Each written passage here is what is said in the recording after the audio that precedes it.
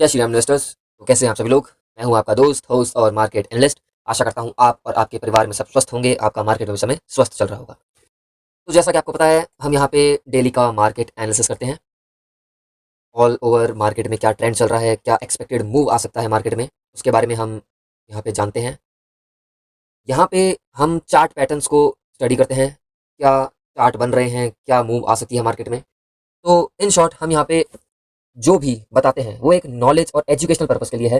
तो प्लीज़ उसको डायरेक्टली और इनडायरेक्टली किसी भी वे में टिप मत समझिएगा कि इसने तो बोल दिया कि ये मार्केट ऊपर जाएगा या नीचे जाएगा तो हम भी खरीद लेते हैं या बेच देते हैं। नहीं, ये सिर्फ एजुकेशनल पर्पस के लिए बनाई जा रही वीडियो है। तो प्लीज़ इसको कोई भी टिप मत समझिएगा।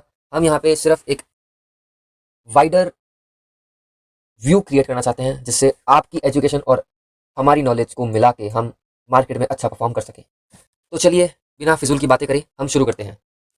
जैसा कि आपको दिख रहा है, यहाँ पे निफ्टी बहुत अच्छा मूव ले चुकी है अभी। ये लगभग सितंबर अक्टूबर स्टार्टिंग, यस 30 सितंबर को लास्ट अभी लो मारा है निफ्टी ने।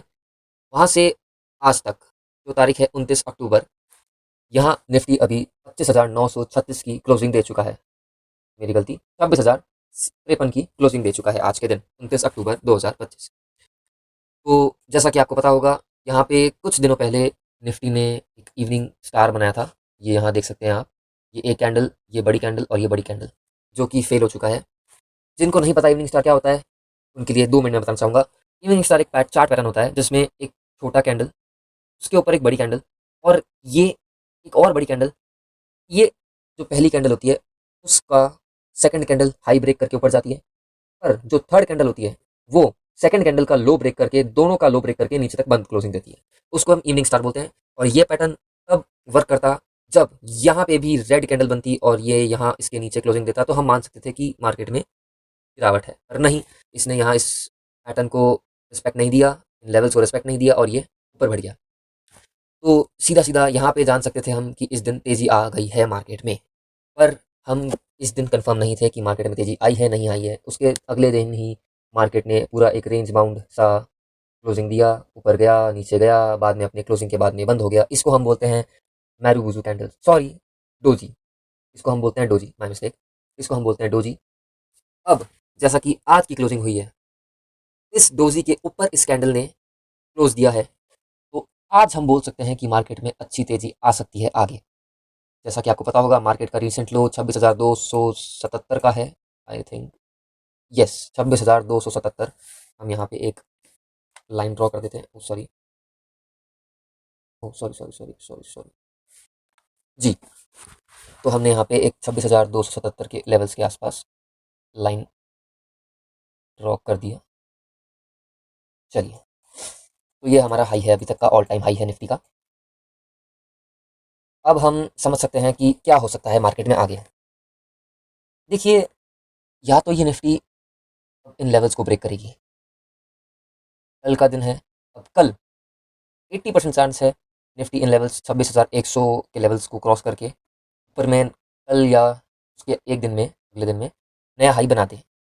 पर अगर निफ्टी ने ऐसा नहीं किया और कल अगर क्लोजिंग आती है 25,850 के नीचे के आसपास, तो हम एक बार के लिए मान सकते हैं कि ये रीटेस्ट करना चाहता है।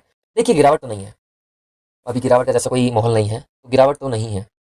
पर निफ्टी को नए हाई बनाने होंगे और अगर वो चाहता है कि वो रीटेस्ट कर ले उन लेवल्स को, तो पहला लेवल बनता है 25,650 के आसपास का, और दूसरा कुछ लेवल बनता है जो बहुत ही मुश्किल है, 25,450 का। ये लेवल्स अब नहीं आने चाहिए। यहाँ पे ये बनते हैं, बस ये लास्ट होगा, इसके ऊपर नहीं टूटना चाहिए लेवल्स। जैसे ये 25,100 पर ये तो एकदम ही एक्सट्रीम केसेस हो जाएंगे कि हाँ यहाँ पे भी आ गया।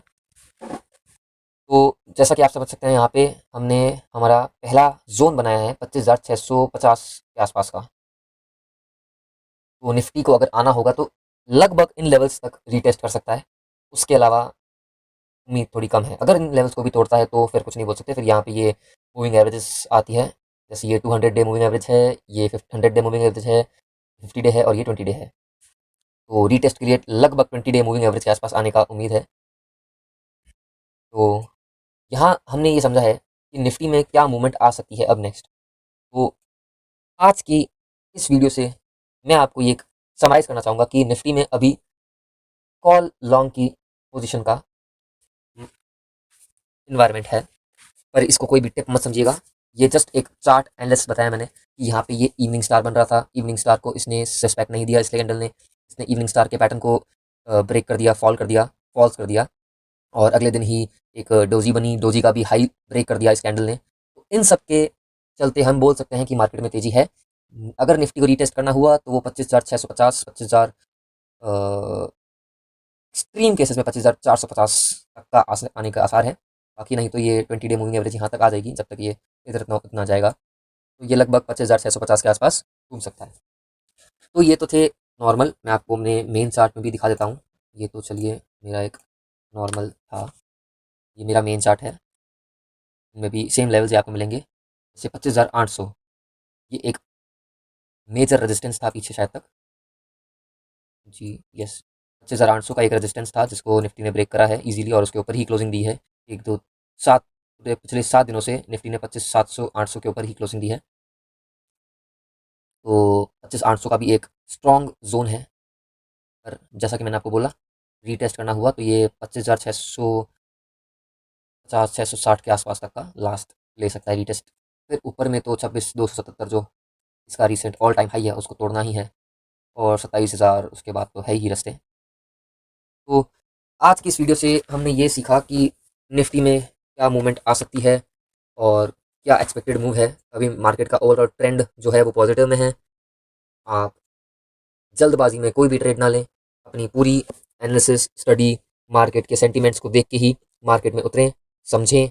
ये जो वीडियो बनाई गई है सिर्फ एजुकेशनल पर्पज़ के लिए है, कोई टिप नहीं है। अगर निफ्टी ने इस मेरूबुजू का, इस डोजी का ये लो ब्रेक कर दिया जैसे कि है 25,800 का, तो उसके बाद ही हम समझ सकते हैं थोड़ा सा नीचे आने का है, नहीं तो ये यहाँ से भी घूम सकती है रीटेस्ट करने के लिए। तो इस टाइप से हम देखा जाता है, हर दिन नई कैंडल्स बनती है, हर दिन नया मूवमेंट आता है। तो ठीक है, आज की हम वीडियो यहीं ओवर करते हैं, और मुझे आशा है आपको ये एनालिसिस सही लगा होगा, समझ आया होगा, और मुझे लगता है आपने भी कुछ ऐसा ही देखा होगा चार्ट्स में कि हाँ यही इवनिंग स्टार बन रहा है, यही डोजी बन रही है, डोजी का हाई ब्रेक हुआ है। तो ठीक है, चलते हैं, मिलते हैं कल वापस इसी समय नए चार्ट, नए पैटर्न्स और अगले मूव के लिए। तब तक के लिए जय श्री राम, जय श्री कृष्ण।